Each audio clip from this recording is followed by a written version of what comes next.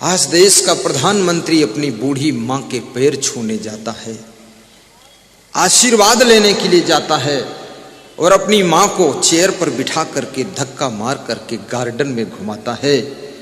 नरेंद्र मोदी प्रधानमंत्री सम्माननीय ने पूरे देश के लोगों को प्रेरणा दिया, एक संदेश दिया कि प्रधानमंत्री बन जाओ तो भी मां का स्थान तुमसे ऊंचा होता है, गुरु का स्थान उससे भी ऊंचा होता है।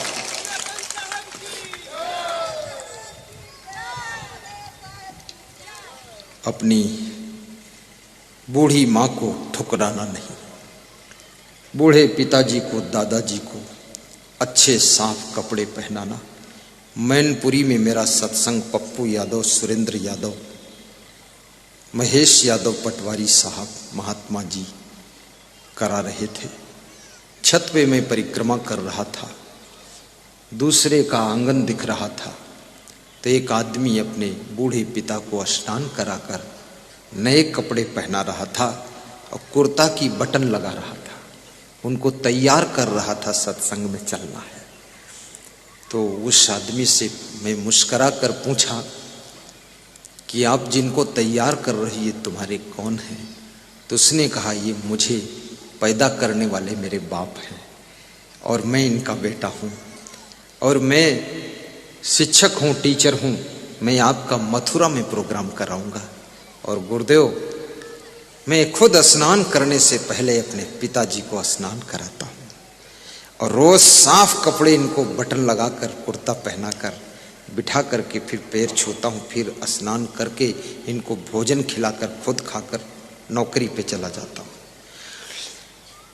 त्वमेव माता च पिता त्वमेव, त्वमेव बन्धुश्च सखा त्वमेव, त्वमेव विद्या द्रविणं त्वमेव, त्वमेव सर्वं मम देव देव, त्वमेव सर्वं मम देव देव। वाह! और गुरुदेव, मेरे पिताजी मुझे रोज आशीर्वाद देते हैं, इनके आशीर्वाद से मैं कभी बीमार नहीं होता और मेरा वेतन भी, मैं अब प्रिंसिपल हो गया, प्रधानाचार्य हूं, 70,000 रुपये महीने। क्या मेरे पिता की कृपा है। याद रखना, गुरु का सम्मान, माता पिता की सेवा, मेहमान का आदर, चत्वारि वर्धन्ते आयु यश विद्या और बल, आयु विद्या यशो बलम, ये 4 चीजें आपकी बढ़ती हैं गुरु की सेवा करने से, माता पिता का सम्मान बढ़ाने से। और माता पिता और गुरु तब खुश होता है जब उनका पुत्र और शिष्य चरित्रवान होता है, तब उनके दिल को खुशी होती है कि मेरा बेटा महान है। कोई ऐसे तुम्हारे द्वारा कार्य न हो जाए जिससे तुम्हारे माता पिता का सर नीचा, तुम्हारे गुरु को अपमान के घोंट पीना पड़े। शिष्य को भी गुरु का गौरव बचाने के लिए अपने मन को कंट्रोल रखना चाहिए। कितने चंचल मन के शिष्यों ने अपने गुरुओं का नाम डुबा दिया है गलतियां कर करके, और कितने बेटे और बेटियों, बहुओं की चंचलता ने 7 पीढ़ियों का यश और सम्मान धूल में मिला दिया है।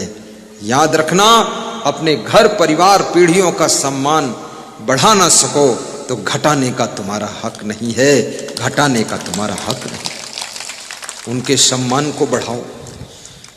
बेटियों से निवेदन करूंगा, किसी दूसरे लड़कों से प्रेम मत बढ़ाओ। बेटों से भी मेरा अनुरोध है, शिक्षा और परीक्षा में ध्यान दो, लड़कियों की तरफ आकर्षित मत हो। थोड़े दिन के बाद ऊंची शिक्षा प्राप्त करके सर्विस प्राप्त करोगे तो तुम्हारी शादी बहुत अच्छे घरों में हो जाएगी, फिर अपने गृहस्थाश्रम का जीवन जीना। लेकिन विद्यार्थी जीवन संत जैसा जीवन होता है, साधना का जीवन होता है। इसमें मन को विचलित न होने देना, कहीं आकर्षित न होना। और मोबाइल के यूट्यूब में गुरुदेव का प्रवचन सुनना, ऐसी वैसी गंदी बातें मत सुनना देखना, क्योंकि मोबाइल का मतलब है पूरी दुनिया आपकी मुट्ठी में है, लेकिन इस दुनिया में तुम्हें देखना क्या है, सुनना क्या है। अगर प्रवचन सुनोगे तो तुम महान बनोगे, और गंदी बातें सुनोगे तो तुम शैतान बनोगे, शैतान बनोगे। अपनी मां को खुशियां देना। कितनी माताएं अपने बेटों की आलस्य से, बेटों की गलतियों से रोती रहती है, और कितनी पत्नियां अपने पति के निकम्मेपन से, गंदी आदतों से दुखी रहती है। और जो अपनी पत्नी को दुख देता है, अपने माता पिता को दुख देता है, अपने गुरु को असमंजस देता है, और जो व्यक्ति अपने दादा दादी को रुलाता है और अपने भाई को दुखाता है, वो व्यक्ति स्वप्न में सुख नहीं पा सकता है, उसको कभी शांति नहीं मिल सकती है। योग्य बनो। माता पिता तुमको धनवान भी देखना चाहते हैं। पढ़ाई कर तो इतनी कर कि पढ़ाई की हद कर दे, और धन कमा तो इतना कमा कि घर की गरीबी को भी रद्द कर दे, गरीबी को भी रद्द कर दे। धनवान बनकर के जियो, चरित्रवान बनकर के रहो, महान बनकर के कर्म करो, गुणवान बनकर के जिंदगी के क्षण बिताओ, और विवेकवान भी बनो, ताकि हर संघर्ष की सीढ़ी को हंसते हंसते पार कर सको। विचारवान भी बनो, ताकि अपनी गलतियों का सुधार कर सको। वैराग्यवान बनो, ताकि दुनिया में किसी तरफ आकर्षित न हो सको। और ज्ञानवान बनो, ताकि अज्ञान के अंधेरे में भटक न सको। आज की तारीख में जितना लोग रूपवान बनने के लिए मेहनत कर रहे हैं, रूपवान, कि मेरा रूप सुंदर हो जाए, बहुत मेहनत लोग करते हैं कि रूपवान कैसे बन जाऊं। रूपवान बनने के लिए ब्यूटी पार्लर की दुकान में भी लोग जाते हैं, फीस भी देते हैं, और फीस दे करके ब्यूटी पार्लर में क्या होता है, थोड़ा बाल काट देते हैं, बाल मोड़ देते हैं, बाल सेट कर देते हैं, और फिर थोड़ा गाल में रंग लगा देते हैं, और तुमसे कहते हैं ठीक है, तुम कहते हो ठीक है, फिर कहते हैं 300 रुपये दीजिए, तो तुम कहते हो 350 ले लीजिए। और फिर शीशा में दिखा देते हैं कि देखो कितने सुंदर हो, तो तुम कहते हो हाँ ठीक, फिर आऊँगा। और फिर वहाँ से जब विदा होते हो तो तुम्हें पीछे से वो ब्यूटी पार्लर की दुकान का कर्मचारी देखता है और मुस्कुराता है कि तुम्हारे जैसे बेवकूफ़ दुनिया में ना होते तो हमारी रोटी कैसे चलती। बहुत खुश होता है। और इसमें अभी तक तो लेडीज ही ब्यूटी पार्लर में जाती थी, अब तो पुरुष भी जाने लग गए हैं, और पुरुष भी ऐसा बाल कटिंग करा रहा है। अभी 4 सालों से तो लेडीज खोपड़ी के बालों पर बहुत कसरत कर रही थी। बाल इधर काट देना, उधर लटकाना, फिर थोड़ा इधर लटकाना, और बीच में बाल मोड़ देना और साइड में झुका देना, फिर बीच में बालों को फुला देना, गोलगप्पा बना देना। ये क्या नाटक करते हैं। ऐसा खूब बनाया है लोगों ने। और अब पुरुषों में भी ऐसा, फिर कंपटीशन में ये पुरुष ने, जवान लड़कों ने क्या किया है, ये चारों तरफ बाल बना देते हैं और बीच में थोड़े बाल छोड़ते हैं और रुई जैसे उड़ते रहते हैं, सिग्नल उड़ रहा है। और चारों तरफ रिंग रोड, चौराहा बना दिया कि रोड किसी तरफ से पास करो, बाईपास रोड है, ट्रक निकाल ले जाओ। हाँ, अब फैशन का जमनवा, अरे आव फैशन का जमनवा सासु कैसे सपरी, आव फैशन का जमनवा। एक बहू अपने ससुराल में जाती है तो कहती है अपनी सासू से, सासू बड़े घरन की लड़की मैं हूं, विद्याचार्य पढ़ी,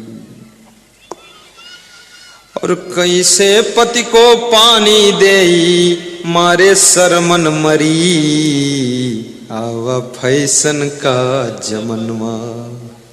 आजकल की पढ़ी लिखी लड़की तुम शादी करो तो तुमको पानी देने में भी उसको शर्म लगती है। वो ये चाहती है मैं बेड पर बैठूं महंतिन बनकर और तुम लाओ जल पिलाओ और कहो देवी जी जलम पिबेत, तो देवी जल पी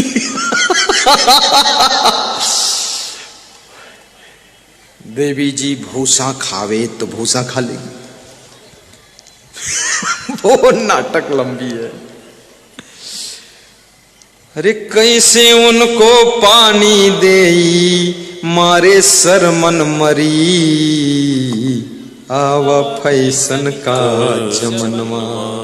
सासु कैसे सपरी, आवा फैशन का जमनवा। पति हमारे इंटर तक मैं हूँ बीए पढ़ी। पति 12वीं पास और पत्नी ग्रेजुएट बीए पास। तो बता रही है पति मेरे से 2 क्लास कम पढ़े हैं। पति हमारे इंटर तक है, मैं हूं बीए पढ़ी।